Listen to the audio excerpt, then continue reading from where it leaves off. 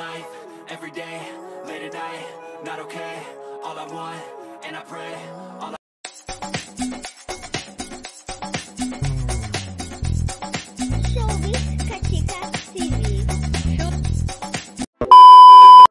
Hello mga kachika! Last 2 days nga, June 3, 2024 ay isinelebrate nga ng mag-asawang Doe Kramer at Cheska Garcia ang ika-15th birthday ng kanilang panganay na anak na si Kendra Kramer.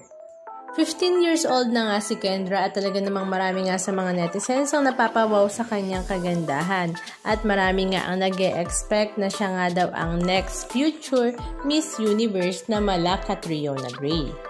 Ang ika-15th birthday celebration nga ni Kendra ay ginanap sa kanilang mansyon sa Antipolo City na dinaluhan naman ng kanilang mga malalapit na mga kaibigan sa loob at labas ng showbiz industry. At syempre hindi naman mawawala ang mga BFF ni Cheska Garcia sa showbiz industry katulad na nga lang nila Danica Soto Pingris, CJ Rabata, LJ Moreno Alapag, Antoinette Toes at napakarami pang iba.